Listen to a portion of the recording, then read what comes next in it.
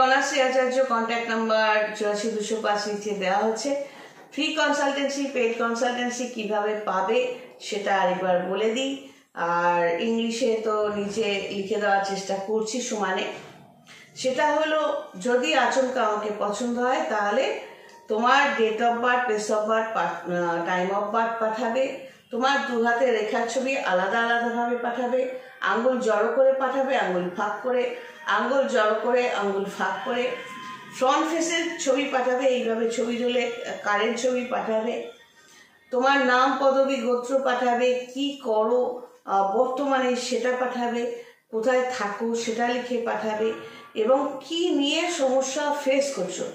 ধরো তোমার স্বামী বা স্ত্রী, সেক্ষেত্রে তোমায় লিখতে হবে অমুক সময় আমাদের বিয়ে হয়েছিল, বর্তমানে এই এই প্রবলেম চলছে। প্রেমিক প্রেমিকা, অমুক সময় ওই প্ল্যাটফর্মে, মানে ফেসবুক ইনস্টাতে আলাপ হয়েছে, না বিয়ে বাড়িতে আলাপ হয়েছে, না পার্কে আলাপ হয়েছে, না ফুচকা খেতে খেতে আলাপ হয়েছে, সেটা লিখবে, এবং বর্তমানে এই কারণে এই সমস্যা চলছে। এটাতে আমার সুবিধা হয় ক্যালকুলেশন করতে। তুমি যে সময়টা লিখবে সেই সময়ে গ্রহ নক্ষত্রের পজিশন কি ছিল এবং এখন কি আছে এবং কতটা ঠিক করা সম্ভব। জ্যোতিষী হয়ে তো আমি সলভ করতে পারবো না, আমাকে তান্ত্রিক হয়ে একটা সিস্টেমে ফেলতে হবে, তার তোমাকে ইনস্ট্রাকশন দেবো, তারপরে আমি জায়গাটাকে ঠিক করতে পারবো। তো এই জন্য ক্যালকুলেশনের জন্য, জ্যোতিষের ক্যালকুলেশনের জন্য কিন্তু ওই টাইমগুলো আমার দরকার পড়ে। এটা হলো, এবার তুমি কোয়েশ্চেন করে পাঠাবে তুমি কি চাইছো, সেইটা আমি তোমাকে যখন কল করতে বলবো, রাত্রিবেলা হোক দুপুরবেলা হোক, যখন ফ্রি থাকবো কল করে জেনে নেবে তোমার উত্তরটা। এতে যদি তোমার মন না করে, তুমি আরো কিছু বলতে চাও বা কাজ তুমি চাইছো আমি তোমার কাজটা হাতে নিই, তাহলে কি করতে হবে, তখন পেইড কনসালটেন্সিতে আসতে হবে।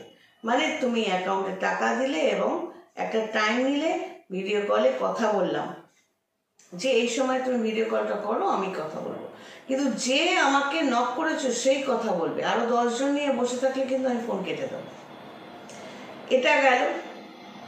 আর আরেকটা হলো, মানে পেইড কনসালটেন্সি হলো, তারপর আমি তোমার সাথে এগ্রিমেন্ট করব যে ঠিক আছে তুমি এই কাজের পর এই টাকাটা পাঠাবে, এই কাজের পর এই টাকাটা পাঠাবে, মানে তোমার কাজ কতটুকু পেলে তার বেসিসে টাকাটা পাঠাবে, এইভাবে তুমি লিখে দাও, তাহলে আমি সেইভাবে কাজ করে দেবো। এবার অনেকে ফ্রি কনসালটেন্সির নামে 15 মিনিট, আধ ঘন্টা ছাড়িয়ে 1 ঘন্টা চলতে যায়, তবুও তারা বিভিন্ন রকম গল্প।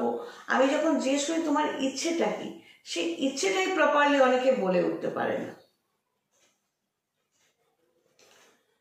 তুমি ধরো একজনে, আজকের কথাটাই বলি, কেউ হয়তো বলছে আমার বউ বাচ্চা নিয়ে আমি ভালো থাকতে চাই। আরে সেটা তো সেন্টিমেন্টাল কথা হয়ে গেল।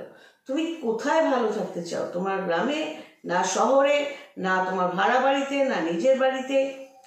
এবার তোমার ধরো নিজের বাড়ি নেই, তো তোমাকে বলতে হবে যে আমি গ্রাম থেকে শহরে যেতে চাইছি, শহরে ভাড়া নিতে চাইছি এবং বউ বাচ্চাকে নিয়ে যেতে চাই, সেটা যেন সাকসেসফুল হয়।